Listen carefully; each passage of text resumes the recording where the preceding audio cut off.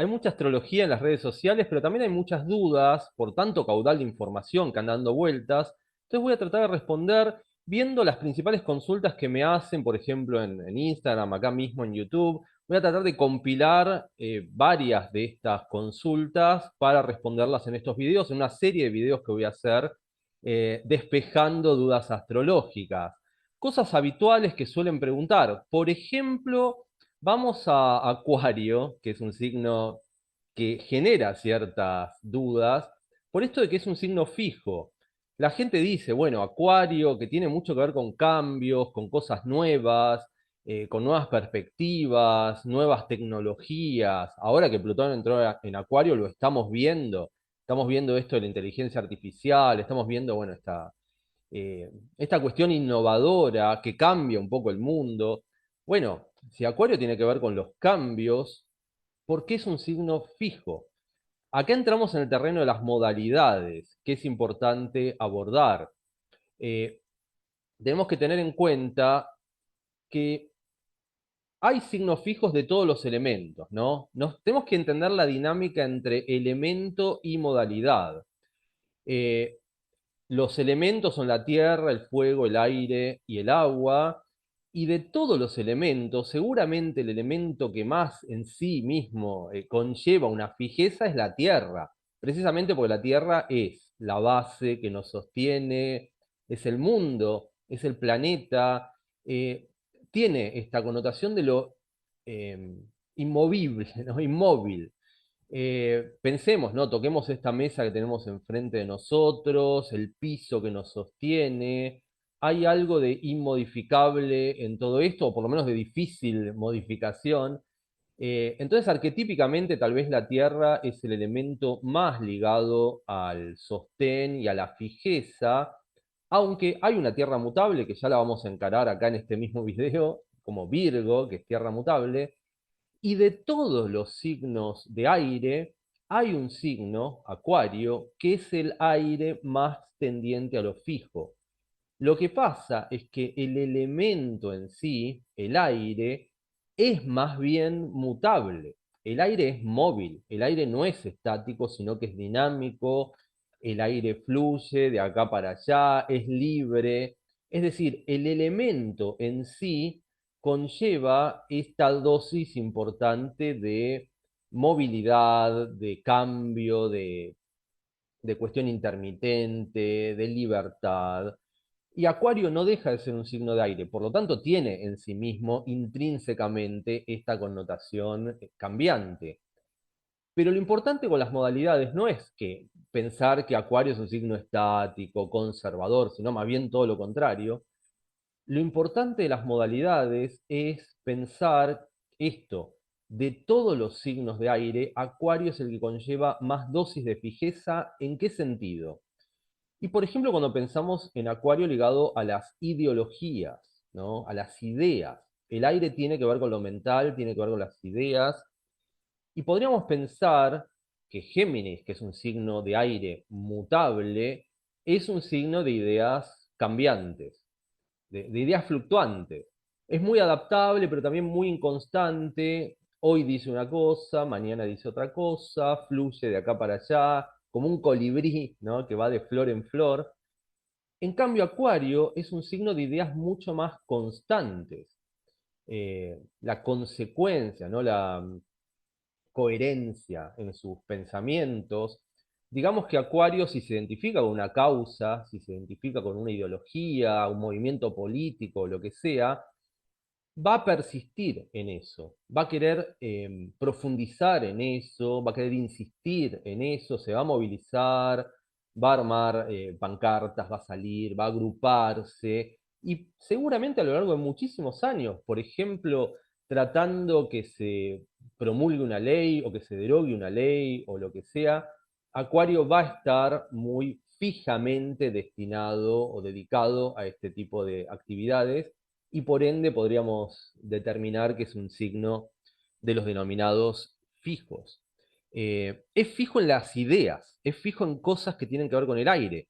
Obviamente que el aire en sí mismo es inconstante y, por ejemplo, podemos pensar que Acuario promueve ciertos cambios, ciertas modificaciones en el entramado social que van a generar cambios importantes en nuestra vida, pero también son cambios firmes, o sea, son cambios que una vez que se producen van a dejar una huella en la sociedad y por ende necesitan de esta cuestión de la fijeza.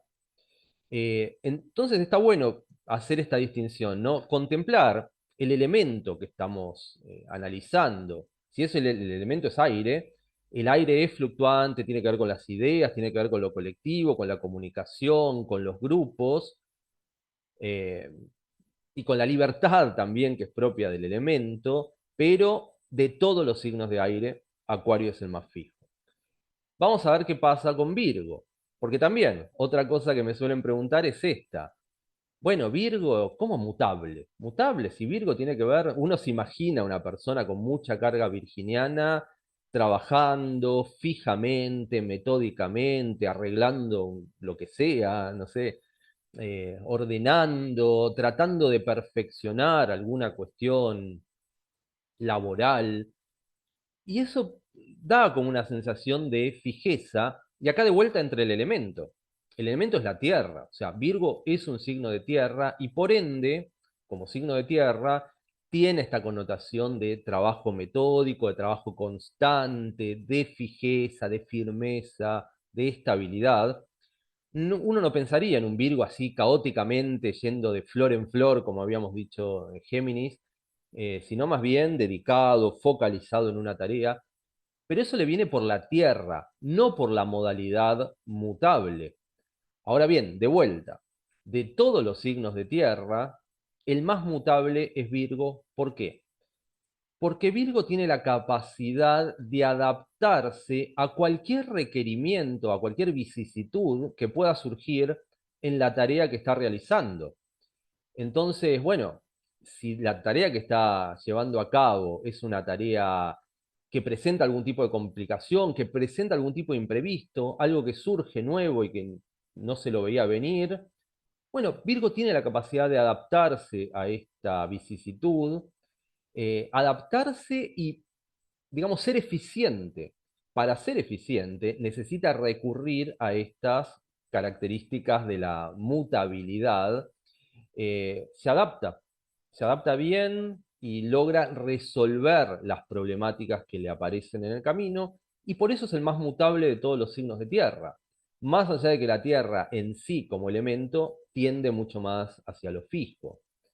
Y algo similar podemos encontrar en el caso de Libra. El signo de Libra, nuevamente un signo de aire que a veces genera ciertas complejidades respecto de lo simbólico, porque Libra es un signo de aire, con todo lo que dijimos del aire anteriormente, pero cardinal.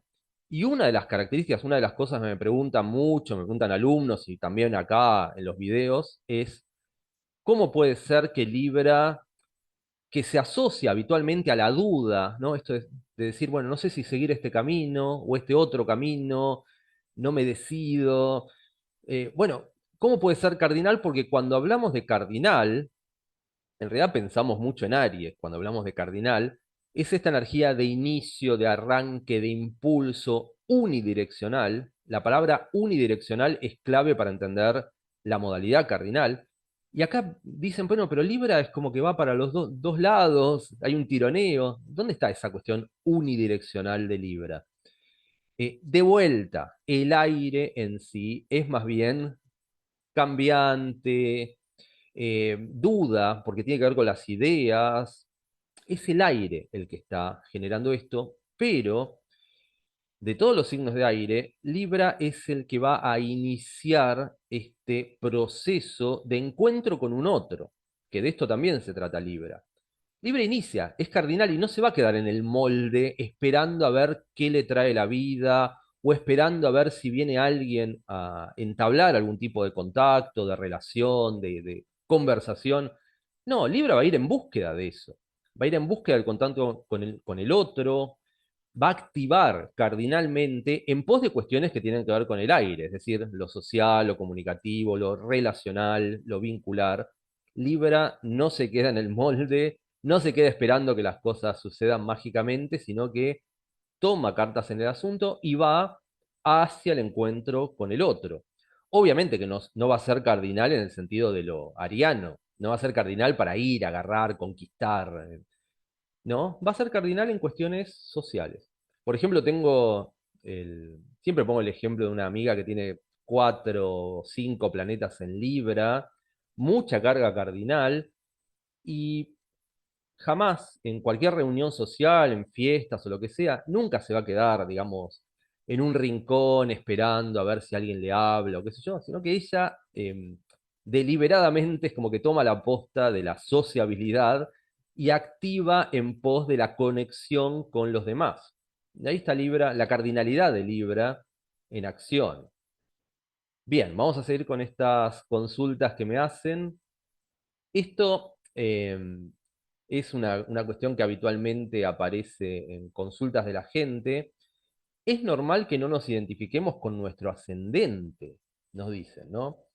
Muchos comentarios de la gente diciéndome, bueno, tengo ascendente Tauro, no me identifico en nada con estas características de la fijeza, o las cuestiones, digamos, estereotipadas de lo taurino, como la comida, el dinero, no me identifico en absoluto. O gente que tiene ascendente en Piscis, pero no se identifica con esta parte del servicio, o de la espiritualidad, o de la musicalidad, no sé, tendencias piscianas. Y lo que yo tengo para decir ante esta consulta es, sí, es absolutamente normal. Vamos a ver varias complejidades de todo lo que tiene que ver con el ascendente, porque a veces pasa que sí es más normal identificarnos, por ejemplo, en el caso de un sol y ascendente en el mismo signo, que se puede dar. Y es mi caso, yo tengo sol y ascendente Piscis, y claramente me identifico con mi ascendente Piscis porque soy de Piscis. Entonces hay una afinidad. Pero a veces no, a veces se dan simbolismos incluso hasta contrarios o paradójicos, ¿no? Sol en Cáncer, pero con ascendente en Capricornio. 5 planetas en Virgo, pero con ascendente Piscis. Y entonces la persona dice, bueno, no me identifico con Piscis. Y claro que es normal no identificarse, porque el ascendente precisamente marca un camino de aprendizaje, una energía que tenemos que aprender a integrar o a interiorizar, y que si se da estos casos en donde tenemos una acentuación zodiacal en otro signo que no tiene nada que ver con el ascendente, en una primera instancia, en los primeros años de nuestra vida, incluso avanzados, a los 20, 22, 25 años, es muy probable que no nos identifiquemos en absoluto con ese simbolismo de nuestro ascendente. A veces me trabo un poco porque estoy con mi Mercurio en Aries acelerado. No sé, hoy es un día en donde mi mercurialidad está un poco exacerbada y a veces está esto de trabarse con las palabras. Pero bueno, ¿qué pasa con esto del ascendente? Y bueno, tiene que ver lo que se dice habitualmente.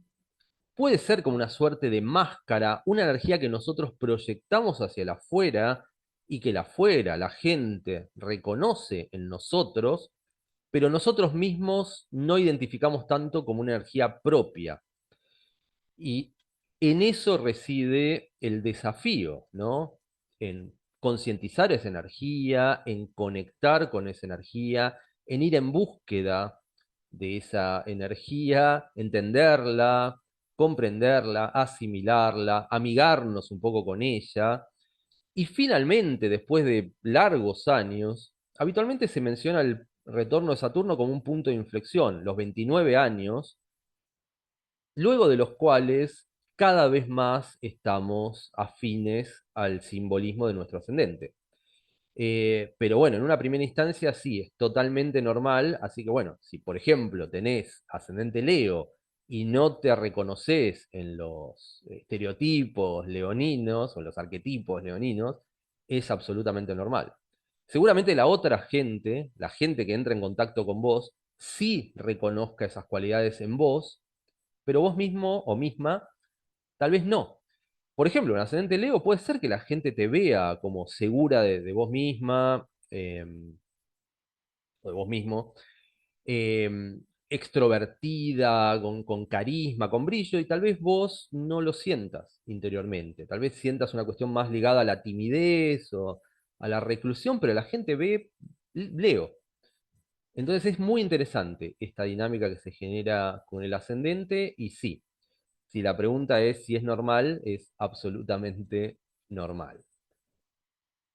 Vamos con otra de las consultas que me suelen hacer. Esto es algo muy habitual, está como un poco, digamos, extendida esta noción de que los planetas retrógrados funcionarían, entre comillas, mal, cosa que no es así. No tiene nada que ver con bien o mal o con el funcionamiento del planeta.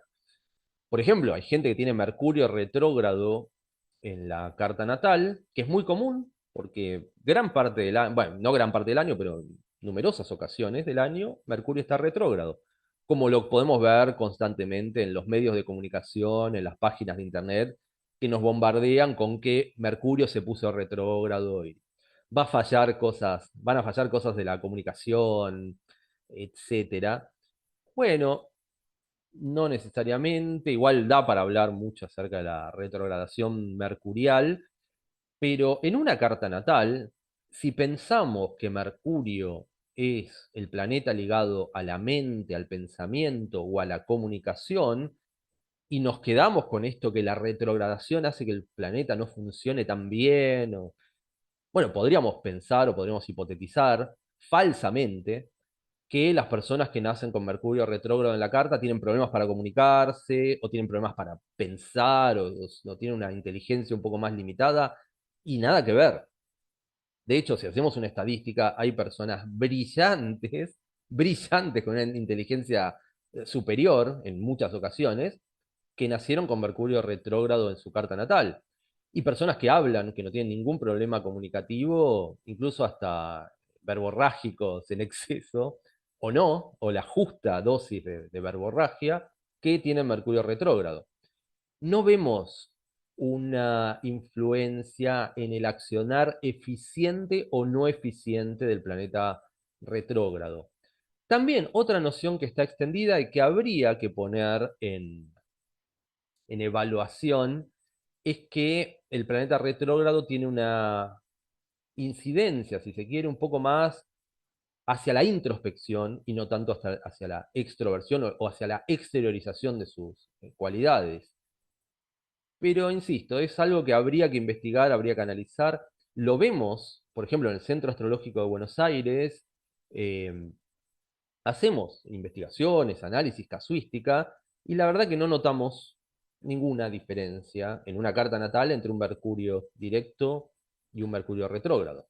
O sea, si tenés Mercurio retro en la carta natal, no temas que ese Mercurio te esté imposibilitando cualidades mentales, intelectuales, comunicativas, porque seguramente no incida en absoluto. Hay otras cuestiones que podrían incidir al respecto, pero no la retrogradación planetaria. Así que bueno, esto me parece interesante marcarlo. Otra consulta, ¿cómo se interpreta cuando el Sol y la Luna, o el Sol y el ascendente, o la Luna y el ascendente, están en el mismo signo? Esto viene un poco a colación a lo que habíamos dicho antes de si es normal que el ascendente, que no nos sintamos identificados con el ascendente. Podríamos hipotetizar de vuelta que si tenemos el Sol y el ascendente en el mismo signo, como es mi caso, habría una mayor facilidad para conectar con ese simbolismo zodiacal. Es cierto, pero también hay que tomarlo con pinzas. ¿Por qué? Y les voy a poner mi caso personal.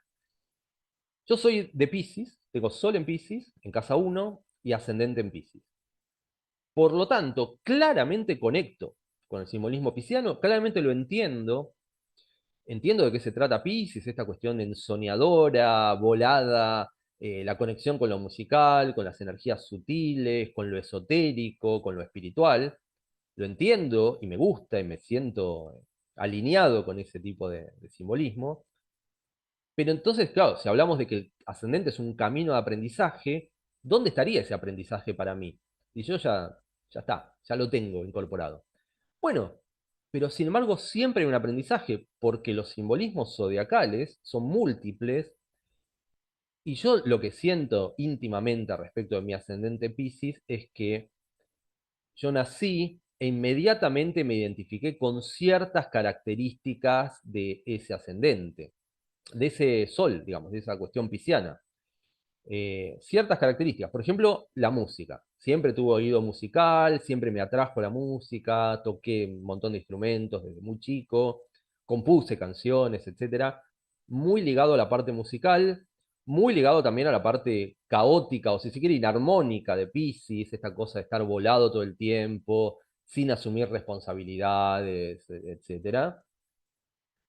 Y el ascendente en Piscis me estaba marcando que mi camino evolutivo de alguna manera, o mi camino de aprendizaje, tenía que ver con conectar con la parte pisciana más ligada al servicio, si se quiere, más ligada a entregarme un poco a los otros, a empatizar con los demás, a tratar de darles una mano, de ponerles un hombro, de asistir en lo que me sea posible.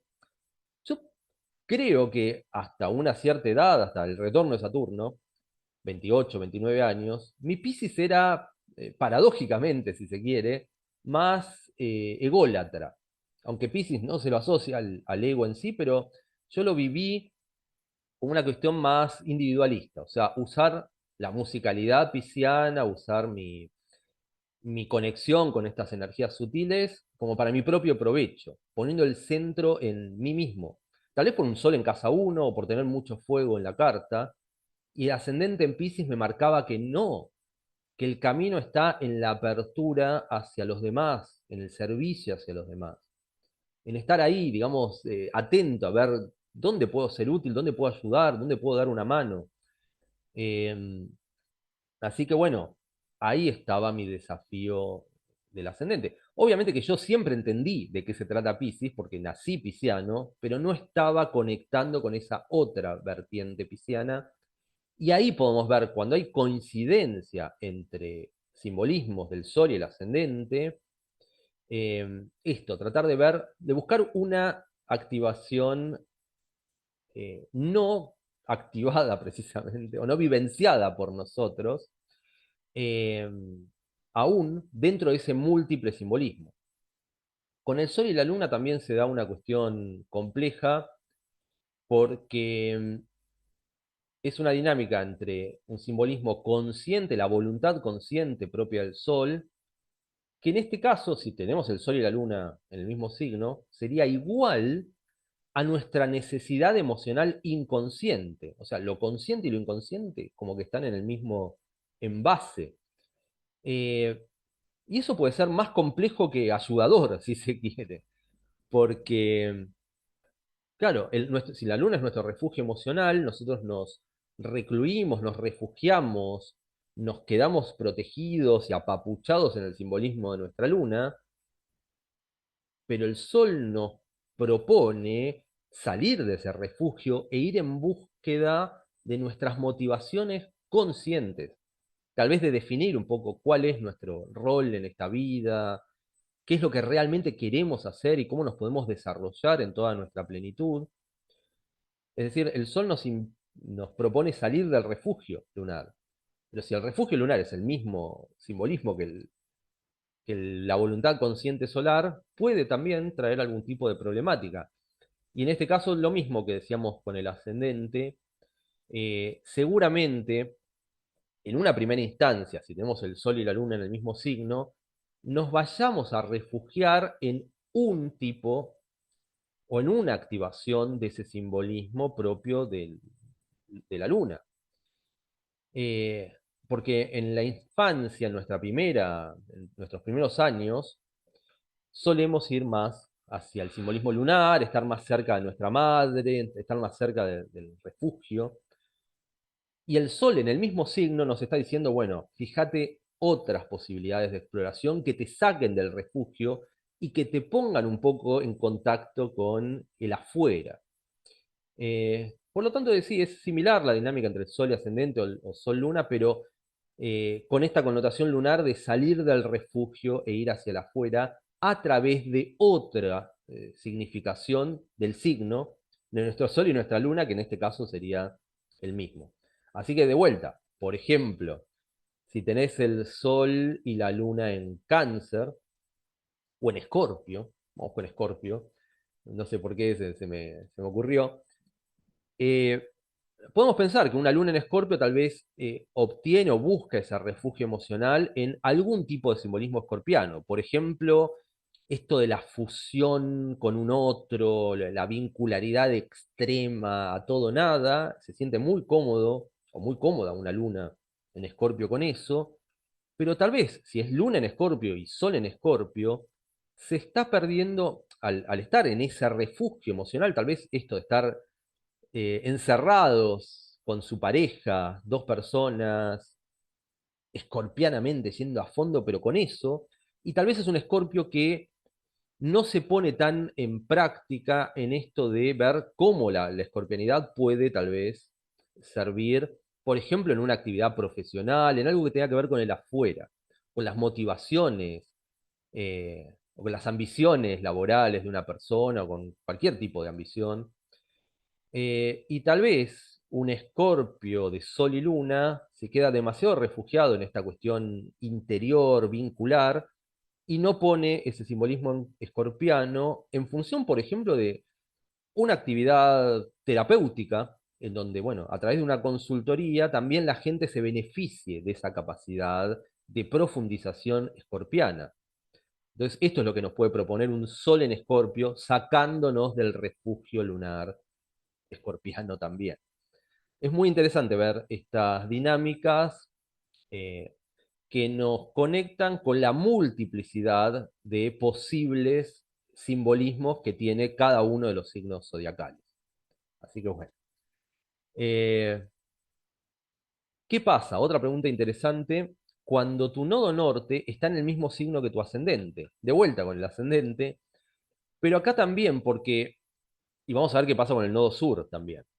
El nodo norte marca una suerte de desafío evolutivo para nosotros, que se dice que venimos con una energía propia del nodo sur y tenemos que ir hacia el nodo norte.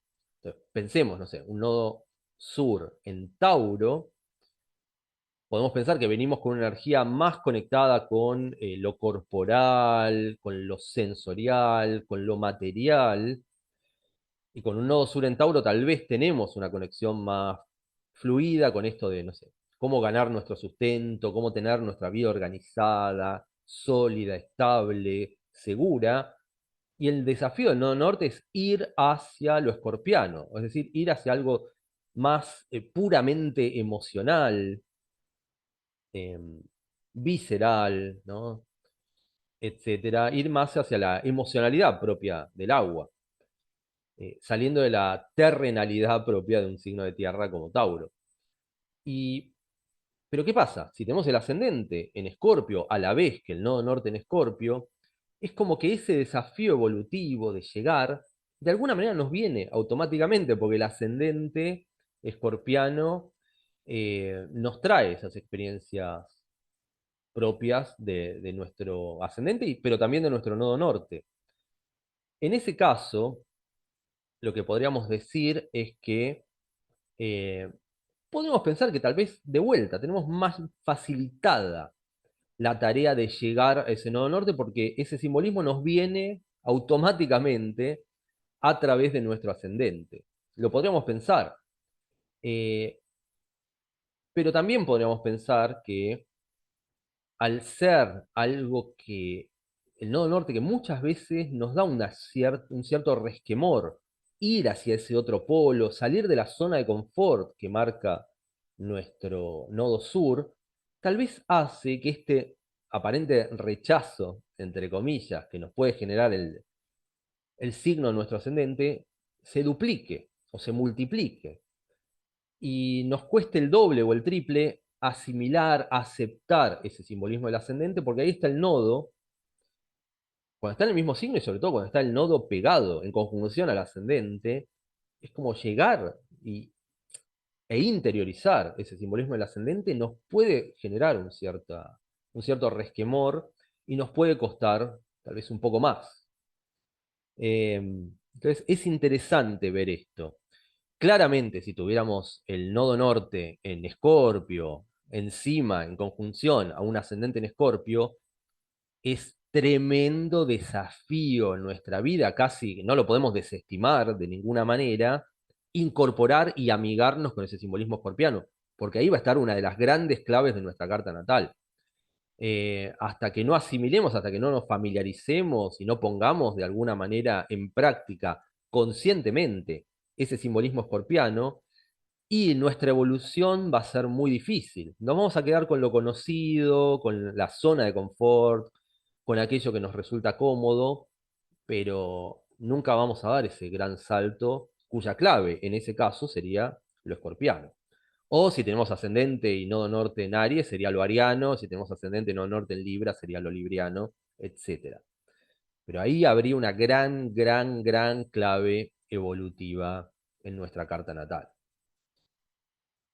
Y también otra paradoja, si se quiere, es esto: ¿qué pasa cuando tu nodo sur está en el mismo signo que tu ascendente? Porque en este caso, podemos pensar que el desafío evolutivo es el contrario a este camino de aprendizaje del ascendente. Entonces se da como una especie de una lucha de poderes, una cuestión medio de dos imanes que nunca se terminan uniendo porque se rechazan, ¿no? Pensemos, ¿no? Nuestro camino de aprendizaje está, tomamos de vuelta el simbolismo Escorpio-Tauro. Nuestro camino de aprendizaje está en Escorpio, o sea, un ascendente en Escorpio, pero nuestro nodo norte está en Tauro. Eh, o sea, nuestro desafío evolutivo está en el signo opuesto. Entonces, ¿cómo entendemos eso? ¿Cómo interpretamos eso? Eh, en este caso, deberíamos pensar que, o poder hacer una suerte de distinción entre esto.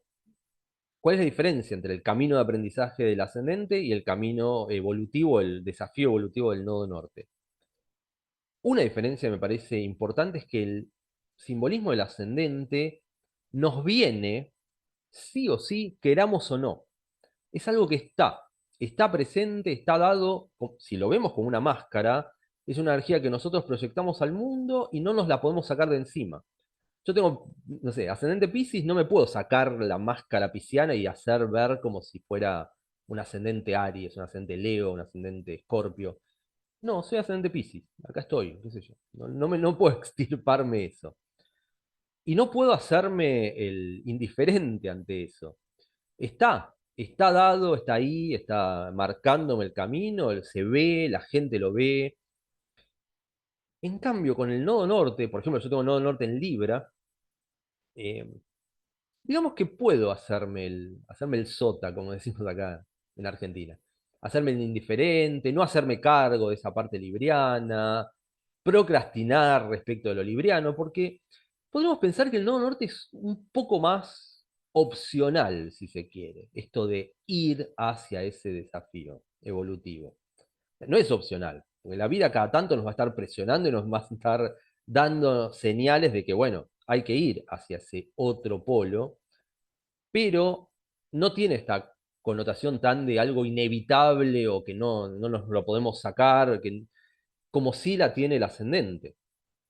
Entonces podríamos pensar que si tenemos el ascendente en Escorpio, pero el nodo norte en el signo opuesto, en Tauro, y por ende el nodo sur en el mismo Escorpio, bueno, la energía escorpiana ya está dada, es como que no tenemos que hacer ningún esfuerzo por incorporarla. En todo caso, deberíamos hacer un esfuerzo por concientizarla, pero no por incorporarla porque ya está.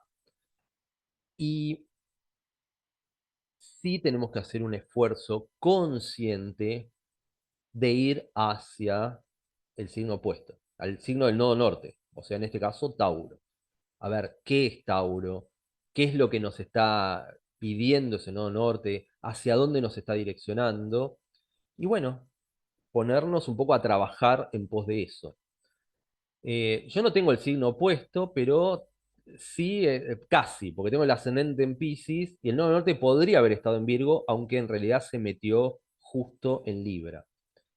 Eh, pero bueno, sirve para el ejemplo. Mi parte pisciana está, o sea, está dada. Yo tuve que comprender y tuve que concientizar que el camino de aprendizaje de mi ascendente en Piscis tiene que ver con esto de la empatía, el servicio y demás, pero ya estaba dado, digamos, ya lo tengo incorporado. El nodo norte en Libra, no. Y de hecho me costó muchísimo concientizar esto, de ir hacia la vincularidad, hacia el compartir de a dos, a trabajar en sociedad, no ser este bicho individualista o... De hecho, ahora estoy haciendo el video solo, acá. Yo tengo el nodo sur en Aries y tengo bastante Aries en la carta. Entonces me gusta esto del güey solo, bien se lame, ¿no? Estar solo, estar independiente, sin depender de un otro. em, Qué sé yo, algo más emprendedor de una manera personal o individual. Y el nodo norte en Libra me está invitando a conectar con la otredad, ¿no? Conectar con ponerme en pareja, casarme, establecer vínculos significativos. Pero es un desafío que yo tuve que concientizar y que no me vino automáticamente. No es que todo el tiempo a través de un ascendente Libra la vida me está llevando hacia eso. No, es un desafío en donde yo mismo tengo que hacerme cargo e ir yo hacia esa parte del nodo norte en un signo que no es tan afín a mí. Entonces, esto pasa cuando el nodo sur está en el mismo signo del ascendente y por ende el nodo norte está en el signo opuesto. Nos fuerza de alguna manera a concientizar a dónde está ese desafío evolutivo e ir aun cuando nos cueste y aun cuando nuestra vida nos lleve un poco para el otro lado, pero tenemos que establecer un puente o tender un puente entre esos dos polos. Así que bueno, esta sería la respuesta. Otra pregunta también interesante es, ¿qué pasa cuando tenemos el ascendente en el último grado de un signo y el resto de la casa uno en el signo siguiente? Eh, Pasa, ¿no? Porque a veces nos dicen, me preguntan, tengo ascendente en 29 grados de Tauro, eh, o de Aries, o salgamos del eje Tauro-Escorpio porque ya lo anduvimos explorando. Vamos con Libra, no, de vuelta Escorpio no. Vamos con Géminis-Cáncer. Tengo el ascendente en el 29 grados de Géminis, pero el resto, todo el resto de la casa uno en Cáncer, entero, Cáncer entero en la casa uno. Entonces mucha gente me dice, bueno, pero entonces mi ascendente es Cáncer, ¿no? No, el ascendente es Géminis. Acá, igualmente, algo en donde siempre hago hincapié es la necesidad imperiosa de ser conscientes del horario más preciso posible de nuestro nacimiento.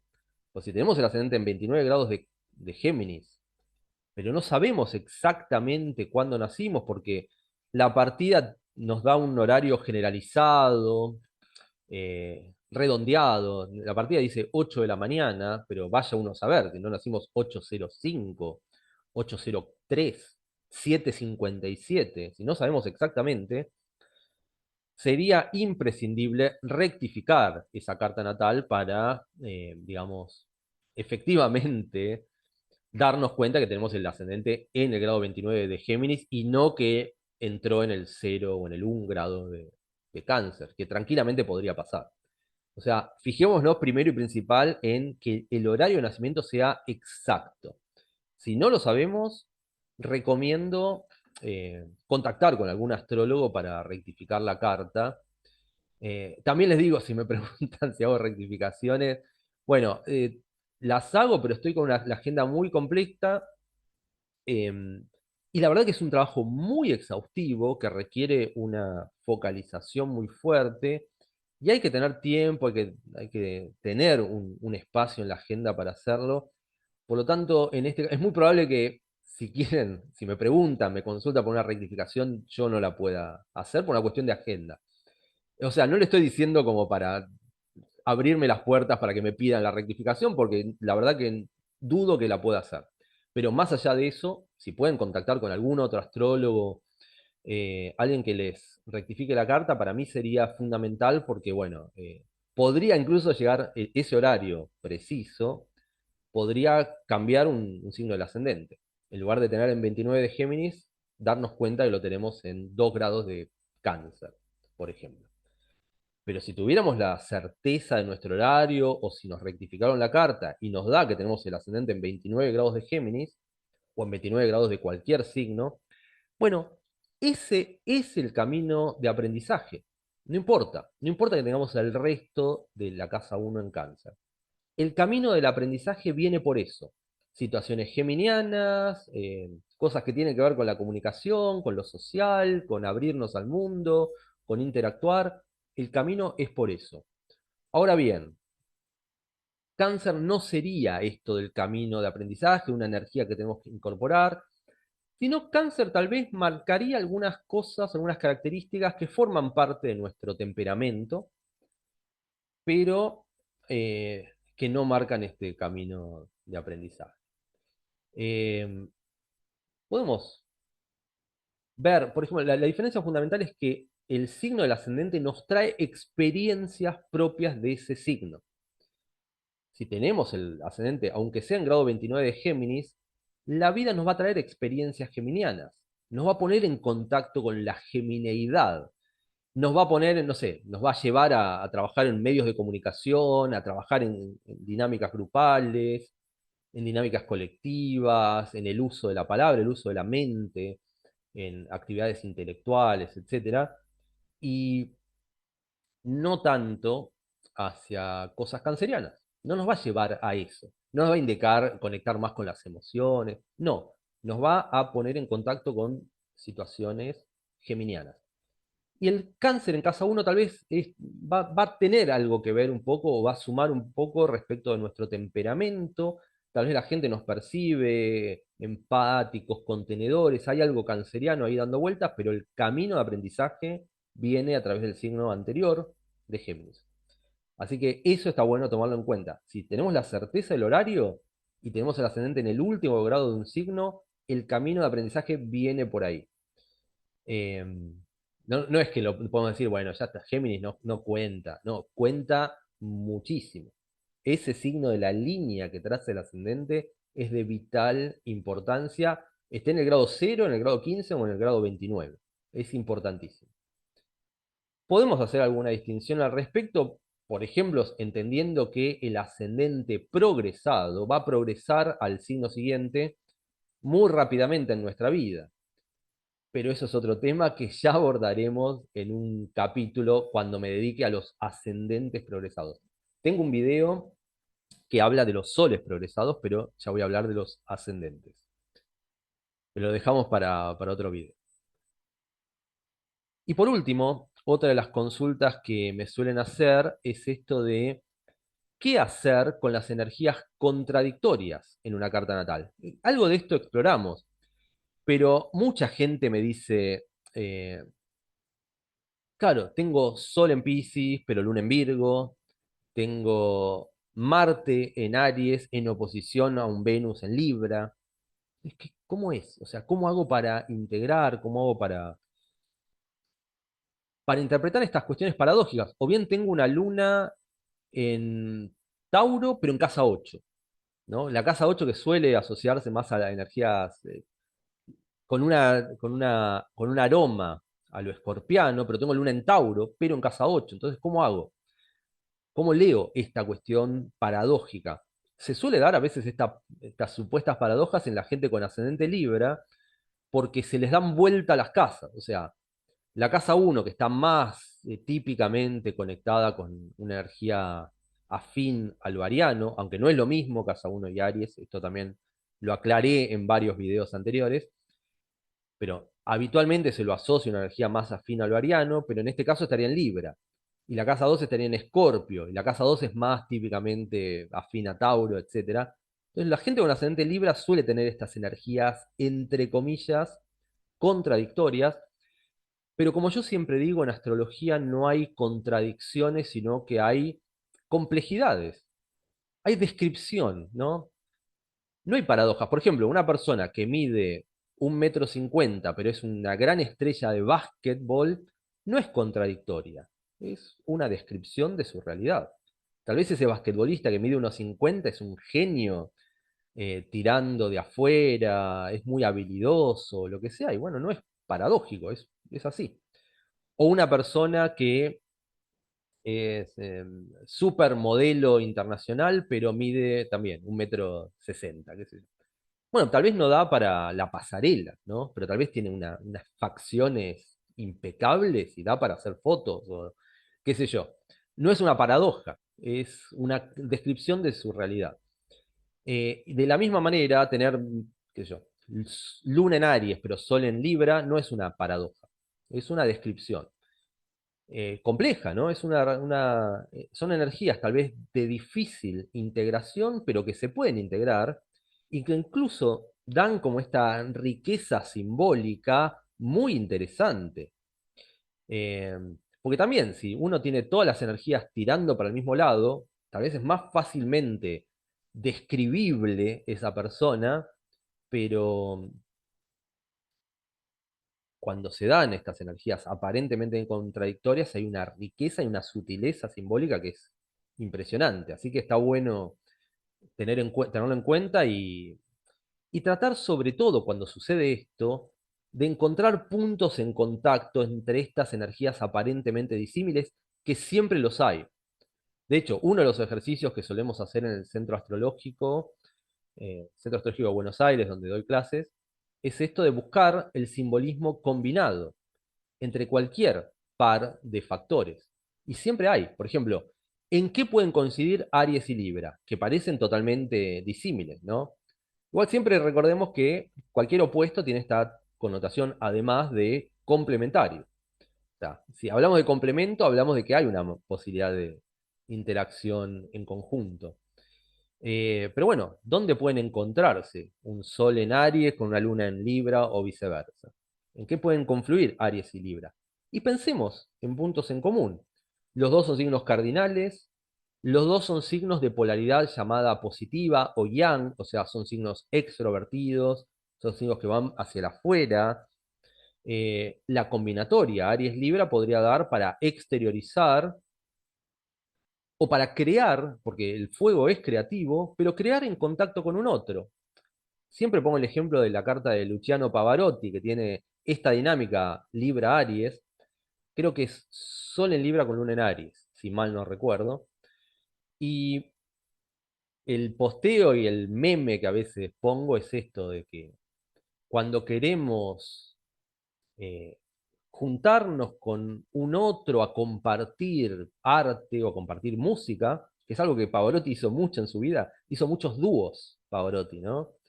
Pero bueno, cuando queremos acercarnos al otro y compartir arte, que podría ser una parte libriana, lo que digo yo es nada mejor que compartir algo propio, algo muy intrínseco nuestro, que valga la pena compartir, o sea, llevar al diálogo, a la interacción, algo, un tesoro nuestro que ponemos a disposición de esta vincularidad.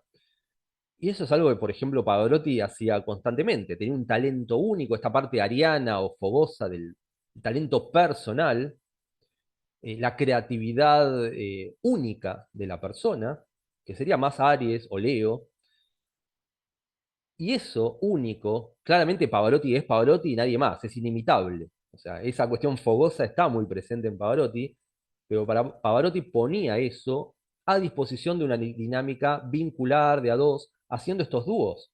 Tiene varios discos y varios recitales, y en YouTube está lleno de videos de Pavarotti compartiendo el escenario con gente que no tenía nada que ver con él. Y acá vemos también esta cuestión libriana de ir en búsqueda de lo distinto, de algo que nos puede aportar otra persona que nosotros mismos no tenemos en nuestro entramado energético. Entonces vemos videos de Pavarotti cantando con Lou Reed, con James Brown, con Sheryl Crow, no sé, con gente que no tiene absolutamente nada que ver con el estilo de cantar de Pavarotti, con el estilo musical de Pavarotti, pero se da esa confluencia. Y Pavarotti sigue siendo él mismo, sigue aportando esa cuestión fogosa, pero en una dinámica de a dos. O sea, cuando hay energías contradictorias, siempre hay que tratar de buscar el punto de unión de esas energías, que siempre va a estar, siempre va a haber algún punto de unión. Y obviamente tal vez ahí está la tarea del astrólogo en tratar de inspeccionar, ¿no? ¿Dónde pueden estar esos factores de conjugación de energías? Así que bueno, ahí terminamos. Estas serían algunas de las preguntas que me van haciendo. De hecho, fui recopilando algunas de estas preguntas en los comentarios que me hacen en los videos. De hecho, les voy a decir, porque a veces, de vuelta con esto del tiempo, ¿no? Que a veces suele pasar, los astrólogos somos personas que tenemos una agenda muy cargada, entonces cuesta. tomarse el trabajo de contestar cada uno de los mensajes, cada una de las preguntas. Uno hace lo que puede, pero algunas preguntas quedan en el tintero. Y a través de estos videos es como una manera de recopilar todas estas preguntas y ponerlas acá desplegadas en el video mismo. Y bueno, iré captando todas las preguntas que me vayan haciendo y trataré de hacer videos en donde las explore y trate de despejar algunas de sus dudas.